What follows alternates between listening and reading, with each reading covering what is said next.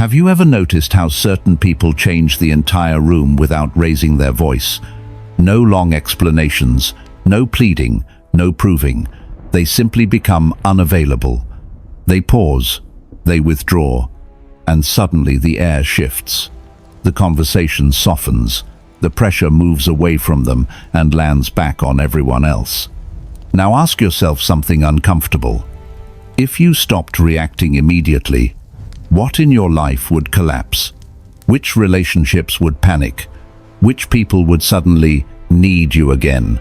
Because most control is not force, it's access. Access to your time, access to your attention, access to your nervous system. When you are always reachable, always responsive, always emotionally on call, you become predictable, and whatever is predictable can be used. Carl Jung pointed out that what irritates us in others can become a mirror for our own inner work. So, when someone gets restless because you didn't answer, when they push harder because you stayed calm, that agitation is information. It tells you who was living off your reactions.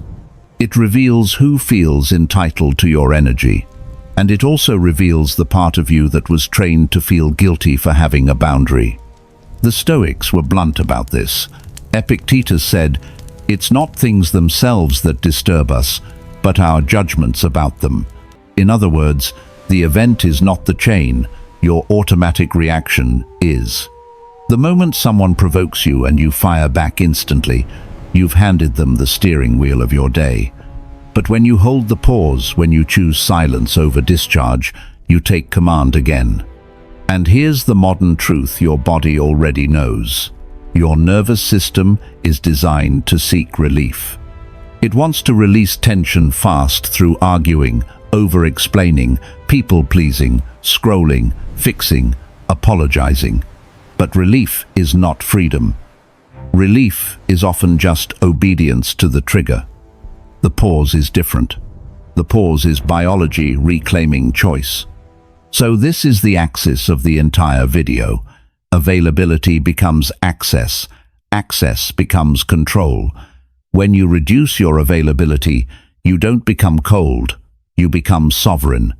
You stop leaking yourself into every demand, every mood, every message. You make people meet you at your standards, not at their urgency. Today, we're going to walk through how unavailability changes the dynamics around you, psychologically, socially, and internally, so you can protect your energy, break manipulation patterns, and finally live from your center. Most people don't become always available because they're naturally generous. They become that way because they were trained. Somewhere early in life, you learned a quiet rule. Love comes when you're easy to deal with, when you respond fast, when you don't cause trouble, when you keep the peace. You were praised for being the dependable one, the understanding one, the one who never makes it about themselves, and at first it feels like character. But look closer and you'll see the cost.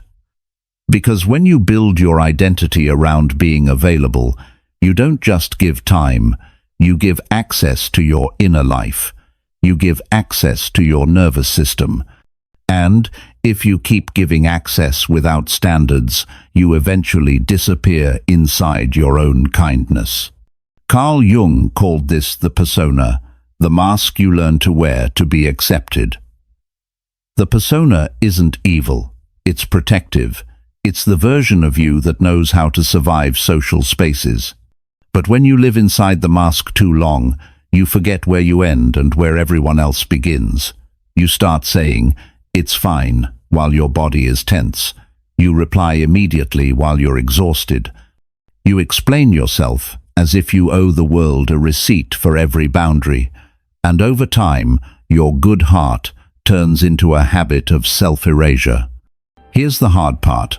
High availability makes you predictable, and everything predictable becomes usable. People don't even have to be malicious to drain you. They just learn that you answer, you fix, you show up, you soothe, you carry. So they press that button whenever they want relief, attention, comfort, or validation, then they move on. You're not being valued, you're being accessed. Think of it like this. You've turned yourself into a hallway light. Anyone can flip the switch. They walk through, take what they need, and leave the light burning behind them. And you're standing there, wondering why you feel empty at night. It's because the light was never for you, it was for whoever passed by. Stoicism cuts through this with brutal simplicity. You are not obligated to react to everything that touches you. Not every message deserves an answer. Not every mood deserves your emotional labor. Not every disappointment from someone else is your responsibility to fix. Your job is to govern what is yours, your choices, your standards, your attention. The rest is noise. This is where we draw the line between presence and availability. Presence is intentional. It's a choice. It's you showing up where it matters because it aligns with your values. Availability is porous. It's open access. It's you being reachable to anyone, anytime, for any reason, because you're afraid of what happens if you're not. And that fear is the real prison. Because as long as you believe your worth is proven by your availability, you will keep abandoning yourself quietly, politely, and repeatedly. Carl Jung didn't treat the mind like a simple machine that reacts and moves on. He saw the psyche as an energy system, an inner economy. And every thought you repeat, every emotion you feed, every argument you entertain, every explanation you force out of your mouth, costs something. Not in theory, in biology, in attention, in sleep, in your ability to stay steady. So, the real question is not what happened. The real question is, where did your energy go? Most people think they lose peace in big crises, but most energy is drained in small, unconscious spending. A message you didn't want to answer, a tone you felt you had to fix, a comment that touched your ego, a misunderstanding you kept replaying in your head. You call it being responsible, but it's often just automatic reactivity, the nervous system seeking discharge. And Jung warned about the trap. That which you resist persists. The more you fight a provocation internally, the more you bind yourself to it. You keep the person alive in your mind. You keep the moment alive in your body. You keep feeding a dynamic that should have died the second it happened. That's why you can lie down in bed and still feel the conversation burning in your chest. The scene is over, but your psyche is still paying for it. This is what I mean by psychic energy. It's not mystical, it's practical. If you spend your energy defending yourself against every opinion, you will have nothing left for your purpose. If you spend your energy trying to be understood by people committed to misunderstanding you, you will exhaust your spirit. If you spend your energy explaining boundaries to people who only want access, you will end up negotiating your own self-respect. Stoicism says the same thing in a different language. Your attention is your most valuable asset. Marcus Aurelius wrote, "You have power over your mind, not outside events. Realize this, and you will find strength." That strength is not hype, it's conservation. It's choosing where your inner resources go. Because the moment the world decides your attention for you, the world decides your life for you. Now here's the dangerous part. People who are emotionally drained are not weak, they're leaking. Their energy is spilling out through constant reaction, constant justification, constant urgency, constant emotional labor. And when you leak, you become vulnerable. Not because you're a bad person, but because you're exposed. Opportunistic and manipulative people can sense this. They notice who answers instantly, who feels guilty quickly, who over-explains, who can't sit in silence, who is always trying to keep the peace. And they don't need to threaten you, they just need to trigger you. They press the same button and get the same reaction every time. So, start naming your energy leaks. Not in a dramatic way, in a precise way. Unnecessary debates where you're trying to win respect. Immediate replies that you send to avoid discomfort. Fake harmony, agreeing just to prevent tension. Long explanations that you give to people who never asked in good faith. These are leaks, and they add up. A guarded psyche creates presence. You walk into a room and you don't need to perform. You don't need to chase. You don't need to manage everyone's emotions. Because your energy is inside your system, not scattered across everyone else's demands. And this is where the training begins. Observe your triggers. Where do you lose your center? Where do you rush to respond? Where do you feel that old pull to prove, fix, soothe, or justify? That's not your personality. That's your conditioning. And once you can see the leak, you can finally close it. Jung's idea of projection is one of the clearest explanations for why certain relationships feel so confusing. Because what's happening is not always person to person. Often, it's image to image. People don't meet you as you are. They meet you through the story they've built about you, what you represent to them, what they want from you, what they can't face in themselves. Projection works in two directions. First, they project onto you. They assign you a role, the strong one, the helper, the calm one, the one who always understands, the one who never leaves. And if you're overly available, you become the perfect surface for that projection. You become a blank screen. They throw their chaos onto you, and you absorb it, not because you're weak, but because you're reachable. Second, you participate without realizing it. You accept the role because it buys you something: connection, approval, a sense of being needed, the feeling that you matter. And at first, it looks like love. It looks like loyalty. It looks like commitment. But the moment the relationship depends on you staying in that role, it stops being intimacy. It becomes a contract. That's why certain people only come to you in crisis. They don't call to know you. They call to be regulated by you. They don't ask how you are. They ask if you can handle what they're feeling. Some partners don't want a relationship, they want a rescue. Some friends don't want friendship, they want a therapist on standby. And the most dangerous part is that they often praise you for it. They call you so supportive. They call you so understanding. They call you the only one who gets me. But underneath that praise is a quiet demand. Don't change. This is where manipulation becomes invisible. It doesn't need threats. It doesn't need shouting. The most effective manipulation is predictable. It's the kind that uses your character against you. It uses your empathy, your sense of duty, your fear of disappointing people. It uses guilt. Guilt-based control is one of the darkest games because it feels like morality.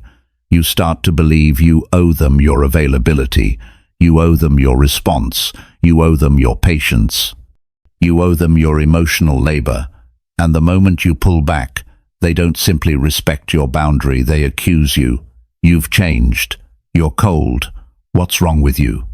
Not because you became worse, but because you became less accessible. Here's the central point. The manipulator doesn't need to control you directly. They just need you to keep reacting the same way. If you always explain yourself, they'll always demand explanations. If you always rescue, they'll always create emergencies. If you always reply instantly, they'll escalate when you don't. Your consistency becomes their leverage. But the day you stop reacting, the system breaks. When you respond with silence instead of defense, the projection starts to crack. When you say no without a long speech, the role begins to collapse. And that makes people unsettled, because now they don't know who you are anymore. And worse now, they have to face themselves without using you as a mirror. Jung said, "We don't become conscious by imagining light, but by making the darkness visible." Your unavailability does exactly that. It exposes what was hidden. It reveals who was relating to you and who was relating to the service you provided.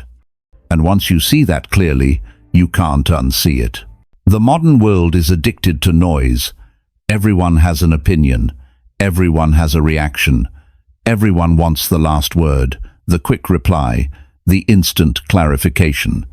And in that kind of environment, speed looks like strength. But it isn't.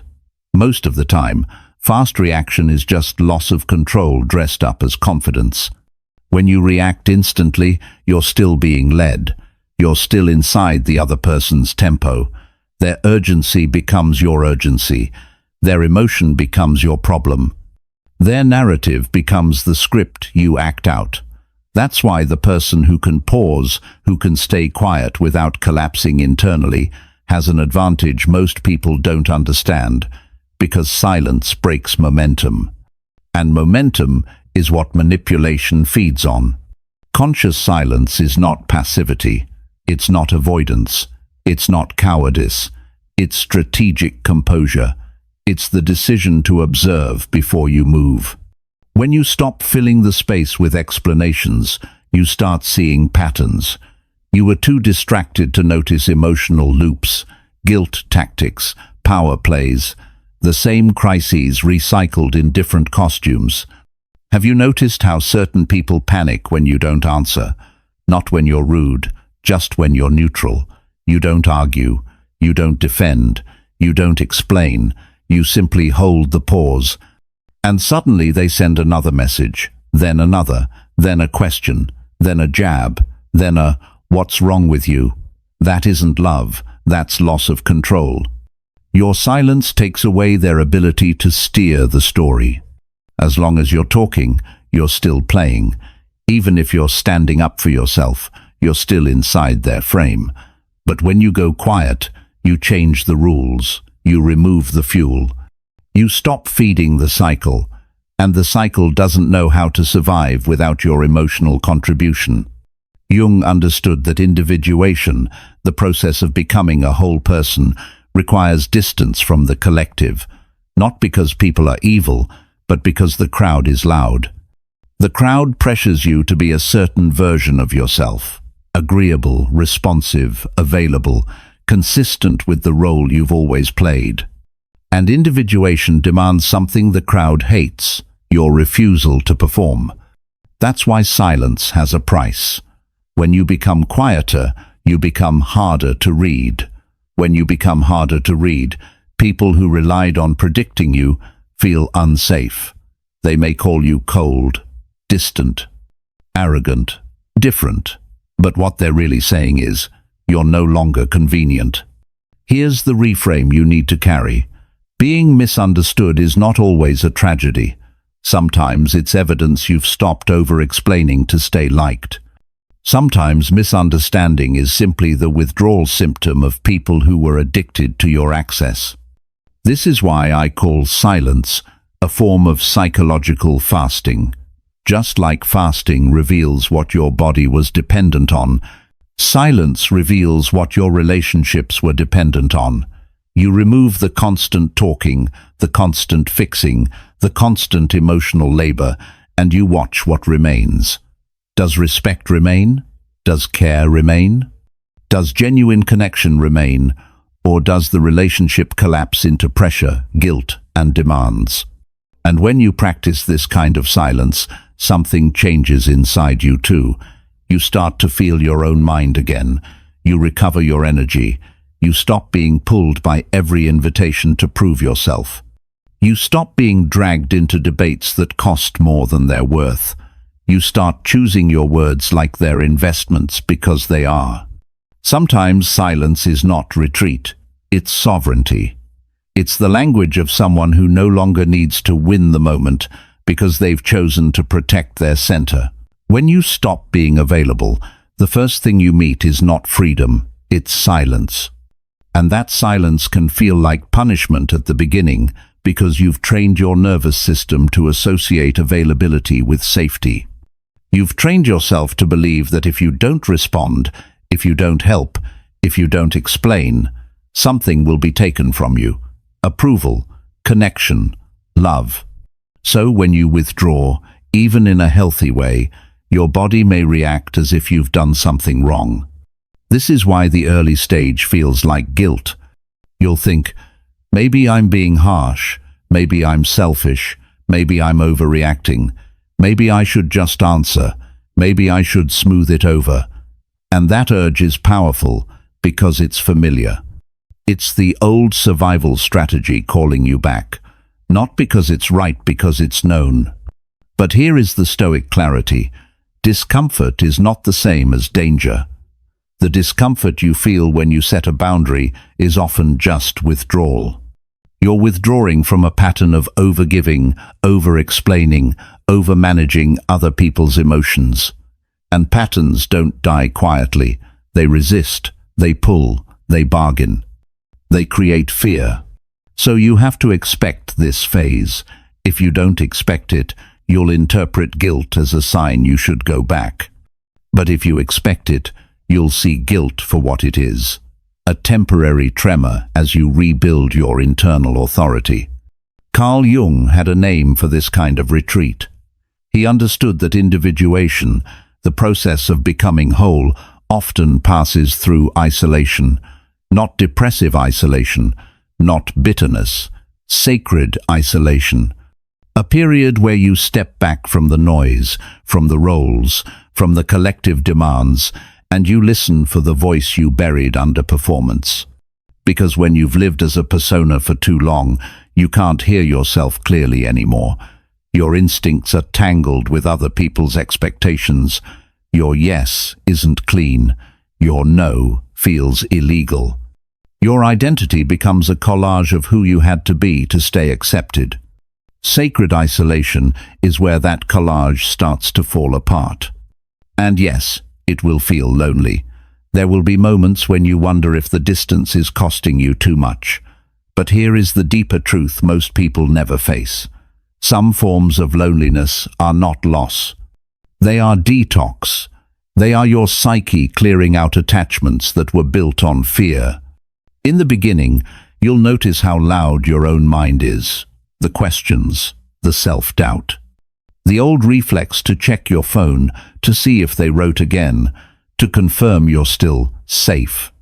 You will feel the urge to reach back out just to end the uncertainty. But the Stoics would tell you, do not trade your peace for a quick reduction of tension. That's not strength, that's impulse. Epictetus taught that we don't control what others think, what they do, or how they interpret us. We control what is ours, our judgments, our choices, our character. And this is where you're being tested. Because when you become less available, you will be misunderstood. You will be labeled. People will fill in the silence with stories. Some will call it arrogance. Some will call it coldness. Some will say you changed. But you don't need to be understood by the crowd to be aligned with yourself. That's a Stoic truth that can save your life. Because the need to be understood is often just another version of the need to be approved. And if you keep needing approval, you will keep returning to availability, even when it destroys you. Now here is a practical thermometer for your evolution. Watch what happens when you become more reserved. Who respects it? Who becomes calmer around you? Who adjusts and meets you at your pace? And who reacts with irritation, guilt, pressure, and accusations? Because people reveal their intentions most clearly when they don't get what they're used to getting. When you stop giving instant access, the relationship shows you what it was really built on. Some connections will deepen because they were real. Some will fade because they were transactional. Some will become hostile because they depended on your imbalance to maintain their control. This is why unavailability changes everything. It doesn't just change how others treat you, it changes what you can finally see. You start to recognize which relationships were powered by crisis, which were powered by your role as the fixer, which were powered by your fear of disappointing people. And you begin to realize something painful, but liberating. Not everyone wanted you. Some wanted the function you provided. And when that function disappears, so does their affection. At first, this will hurt. You will feel the rupture. You will feel the distance. You will feel the absence where there used to be constant interaction. But don't mistake emptiness for failure. That emptiness is space. Space for your energy to come back home. Space for your mind to quiet down. Space for you to rebuild a life from your center instead of from other people's demands. This is the rebirth that the loud world can't understand. Because what's being born is not a new personality. It's self-determination. It's the ability to say, "Not today," without guilt. To say, "I'm not available for that," without explanation. To walk away from mind games, without needing to win the argument. To let people be disappointed, without rushing to fix it. And then, slowly, something shifts. You sleep better. You think clearer. You feel lighter. Not because life became easier, but because your energy is no longer scattered. Your psyche is no longer bleeding through 1,000 small compromises. You stop reacting and you start creating.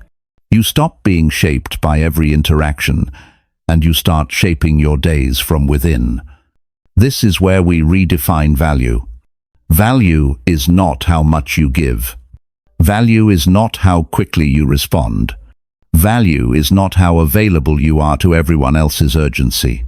Value is the degree to which you no longer betray yourself. Because every time you abandon your truth to keep someone comfortable, you pay a price. You pay in resentment. You pay in exhaustion. You pay in the quiet sense that you're living someone else's life. But when you stop doing that, when you choose yourself, even if it costs you comfort, even if it costs you being liked, something powerful happens. You become rare. You become grounded. You become unmistakable. You may lose people. You may lose access to certain rooms. You may lose the old version of your social life, but you will find something most people never find: your own center. And once you have that, you are no longer available for emotional crumbs. You are no longer available for guilt-based control. You are no longer available for roles that require you to shrink. You only accept what aligns with your peace, your truth, your wholeness. That is not selfishness. That is individuation. That is maturity. That is freedom.